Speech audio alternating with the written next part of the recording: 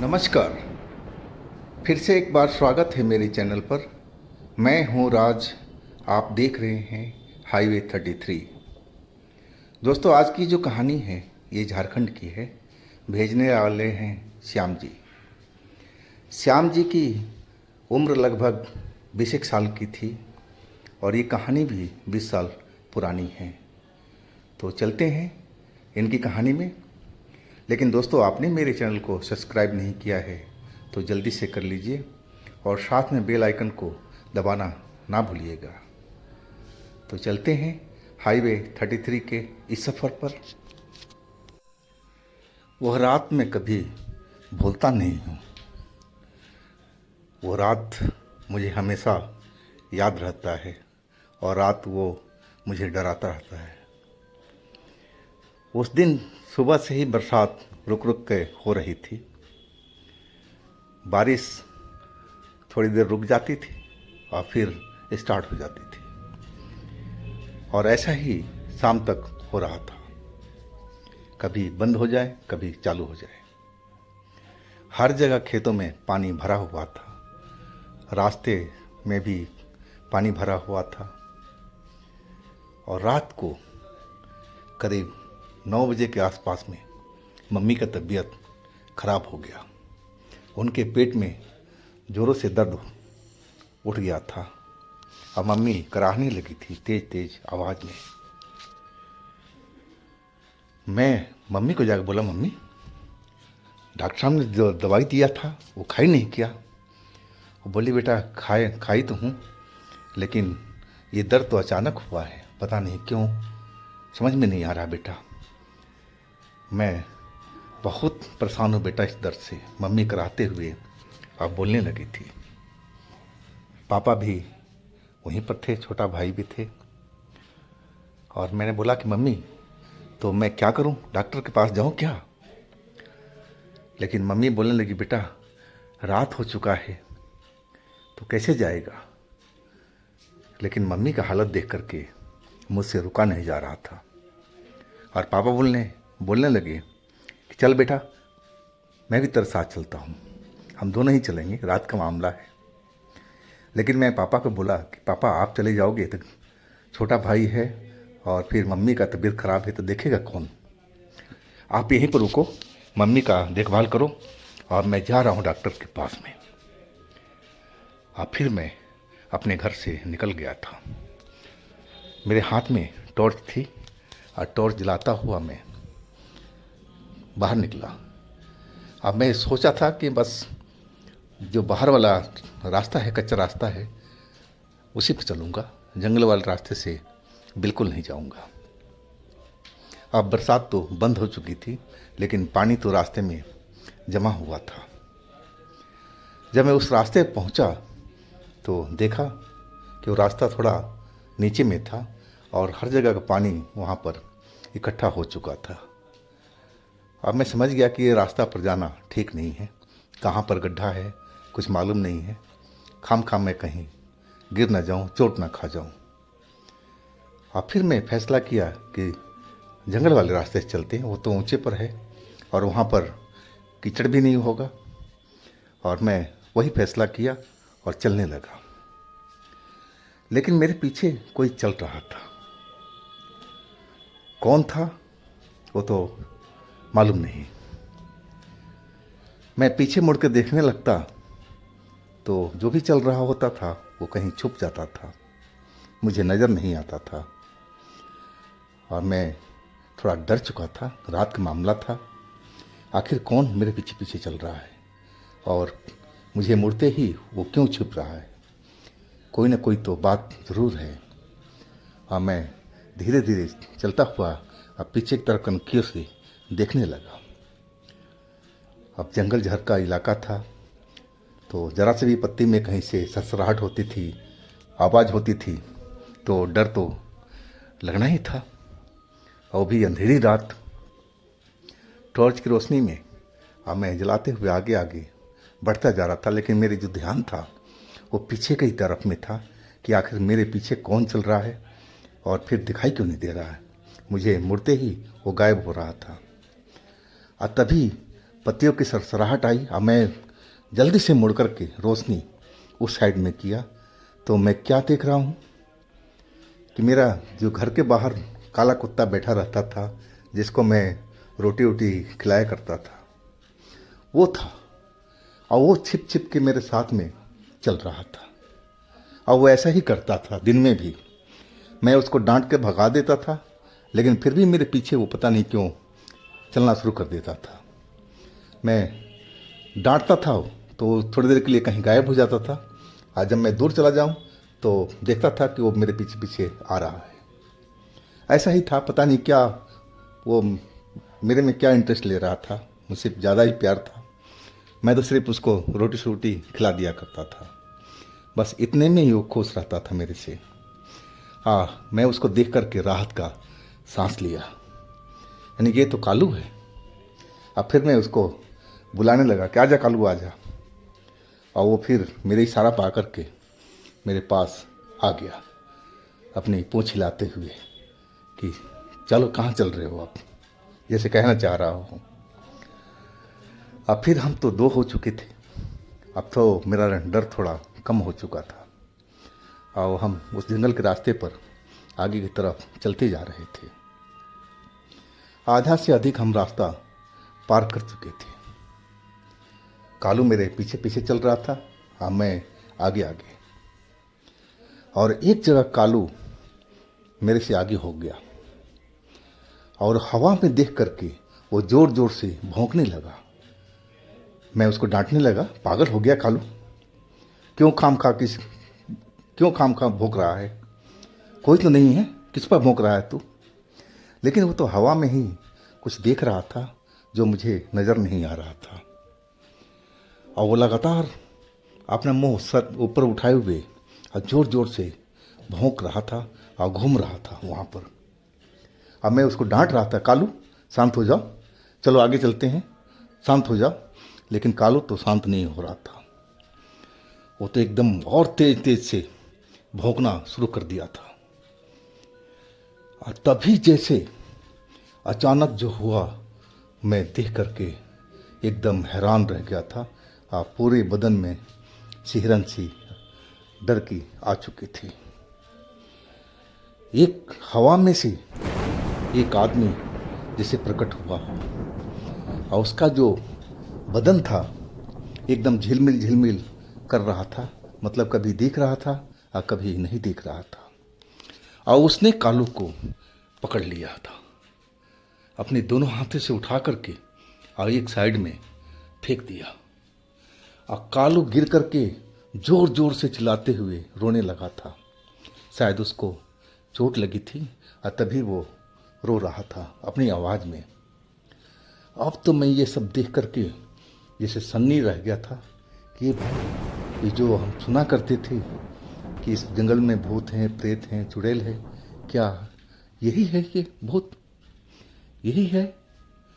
और तो जैसे मैं एकदम जड़ सा हो गया था, फ्रिज की तरह मैंने जम चुका था, ऐसा मेरा हालत हो चुका था। अब मेरे हाथ से जो टॉर्च जल रही थी वो नीचे गिर गई थी, लेकिन अभी भी वो जल रही थी। और वो जो भूत था, जो कभी दिख रहा था कभी नहीं दिख रहा था, एक साया की तरह था, और वो मेरे पास में आ चुका था, बिल्कुल पास में। मैं उसको देख रहा था, उसको महसूस कर रहा था। मैं देख रहा था उसकी आंखें जो थी वो मेरी तरफ घूर रही थी, उसकी बड़ी बड़ी आंखें। कभी दिखता था, अब बिल्कुल जैसे बिल्कुल हो ही ना हो, ऐसा वो हो रहा था उसके साथ में, पता नहीं क्यों। लेकिन मैं तो अब सब कुछ देख रहा था, कालू को देख लिया था कि उसने उठा करके फेंक दिया था, तो मैं तो समझ गया कि अब ये मुझे भी छोड़ने वाला नहीं है, ये मुझे भी मारेगा ज़रूर। अब मैं डरा हुआ बस कांप रहा था, अब अपने भगवान को प्रार्थना कर रहा था कि प्रभु मुझे इस भूत से बचाओ, पता नहीं कौन है, अब मुझसे क्या चाह रहा है ये। बस मैं अपना मन में ईश्वर को प्रार्थना किए जा रहा था, और तब तक तो वो भूत मेरे बिल्कुल पास में सट गया था। उसकी सांसों की जो आवाज़ थी वो मुझे सुनाई पड़ रही थी और उसके शरीर से एक अजीब तरह का सड़ा हुआ सा गंध निकल रहा था।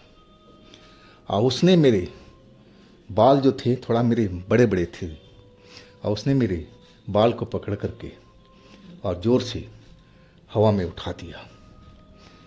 और बाल पकड़ करके जैसे ही उठाया मैं दर्द से चिल्ला पड़ा था ज़ोर से, बचाओ बचाओ, कोई हो तो बचाओ।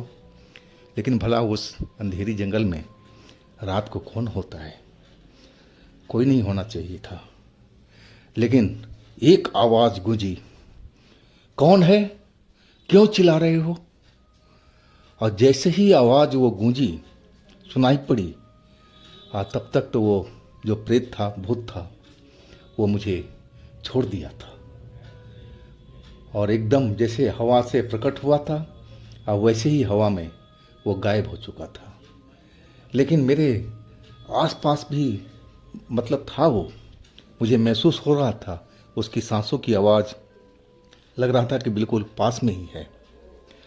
और जो कालू था अब वहाँ से उठ करके मेरे पास में आ गया था। अब वो भौंक नहीं रहा था, बिल्कुल शांत और डरा हुआ दिखाई पड़ रहा था। और जो आवाज़ गूंजी थी तो उधर से किसी की आने की आवाज़ आने लगी, उनकी कदमों की आवाज़ आने लगी। और मैं तो सन सा डरा हुआ खड़ा था और वो आवाज़ की तरफ मैं देखने लगा कि चलो कोई तो आ रहा है जिसने हमारी इस वक्त में मदद किया। और जब वो पास में आवाज़ आ गई और मुझे अब दिखाई पड़ने लगा, मैंने देखा कि एक काले कपड़ों में लंबे लंबे बाल वाला कोई इंसान था और वो मुझे साफ दिखाई पड़ रहे थे। वो कोई भूत प्रेत जैसे ये दिखाई पड़ रहा था, कभी गायब हो रहा था, कभी दिख रहा था, ऐसा नहीं था। वो प्रॉपर हमें दिखाई पड़ रहे थे। आज जब पास आना शुरू किए तब उन्होंने बोलना शुरू किया, कौन है, कौन आवाज़ दिया था, क्या हुआ? और इस तरह बोलते हुए हमारे पास में आ गए थे।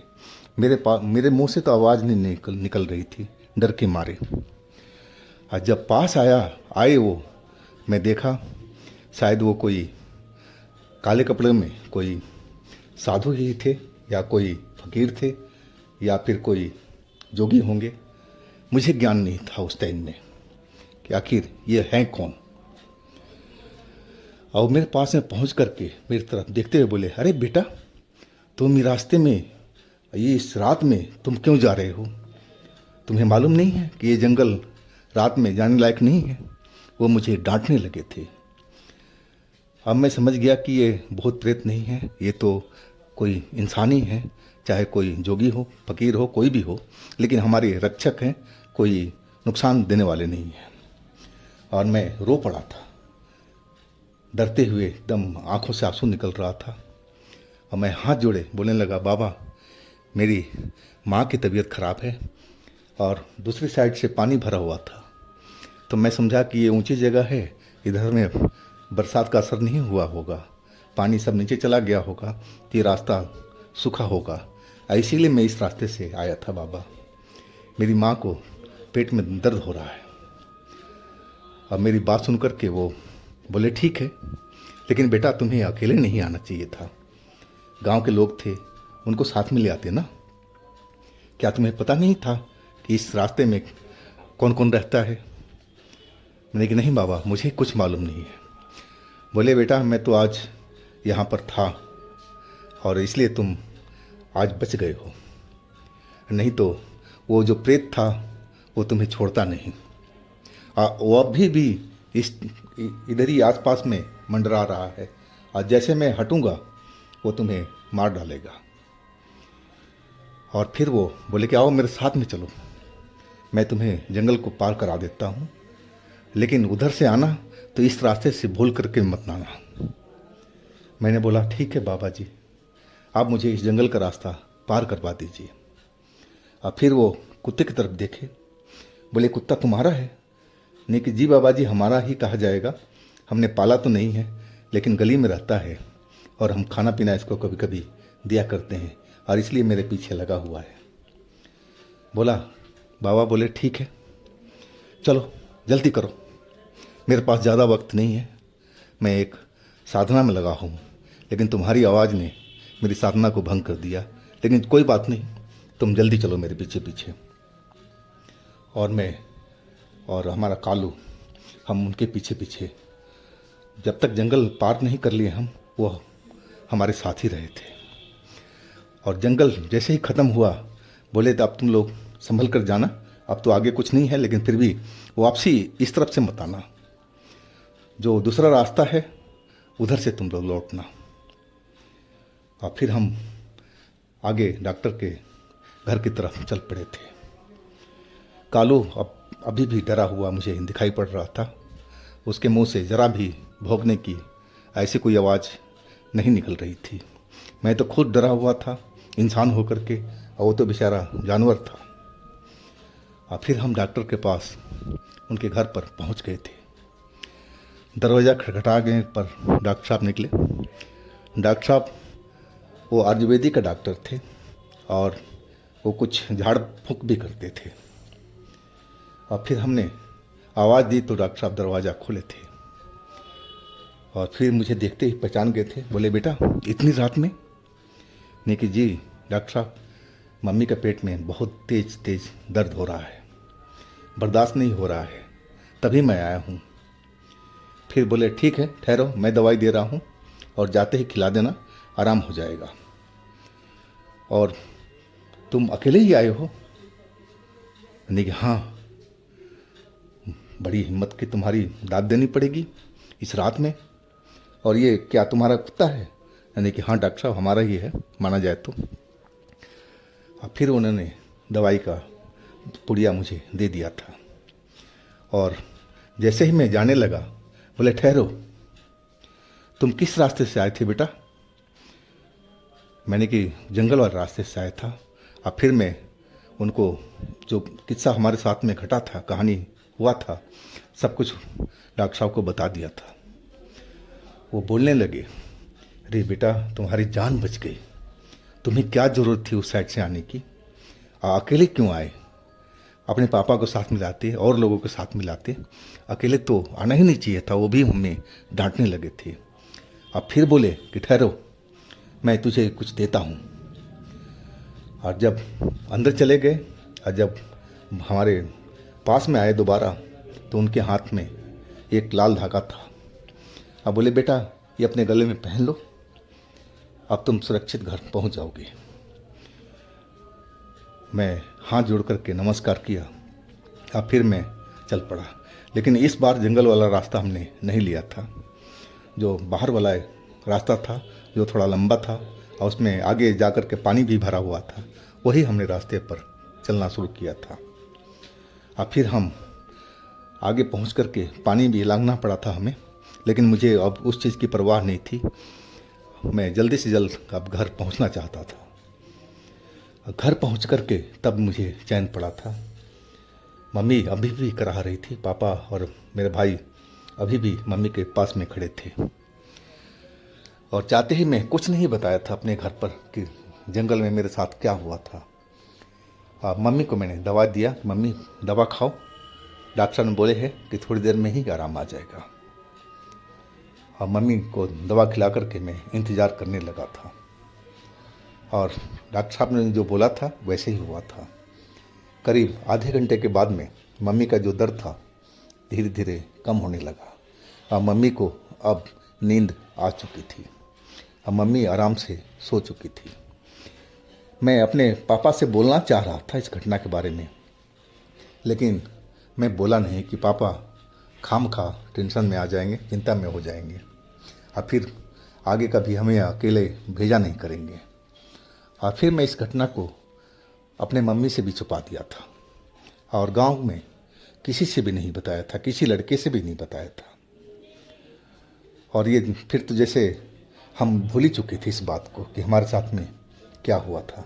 लेकिन अपने मन में कभी कभी उस घटना का ख्याल आता है तो उस रात का तो मैं आज भी डर जाता हूँ कि आखिर वो जो काले कपड़े में थे वो कौन थे और कौन सी साधना कर रहे थे जंगल में। मुझे कुछ नहीं मालूम था, ना उन्होंने कुछ बताया था। अब मैं पूछ भी नहीं पाया था डर के मारे, ये तो वैसे ही डरा था। लेकिन जो भी थे उन्होंने मेरी जान बचाई थी, मेरी और मेरे कालू का भी। कालू भी और हम भी सुरक्षित थे। तो दोस्तों, ये थी आज की कहानी। अगर आपके पास भी इस तरह का कोई घटना है या कोई अपनी आत्मकथा है तो आप मुझे इंस्टाग्राम पर या मेरे व्हाट्सएप नंबर पर ज़रूर शेयर कीजिएगा। और दोस्तों, मेरे दूसरे चैनल पर भी जाइए, उनमें भी अच्छी अच्छी कहानी हमने डाला हुआ है जो बेहद आपको पसंद आएगी। चैनल का लिंक मैं नीचे डिस्क्रिप्शन बॉक्स में दे रखा हूँ, तो एक बार ज़रूर विजिट कीजिए, हमारे चैनल पर जाइए और कहानियों को आनंद लीजिए। और दोस्तों, मेरे इस चैनल को भी सब्सक्राइब कीजिए, लाइक कीजिए, शेयर कीजिए। और फिर हम मिलते हैं अगले दिन एक नई घटना, एक नई कहानी के साथ में। आप लोग अपना बहुत ही ख्याल रखिएगा। नमस्कार।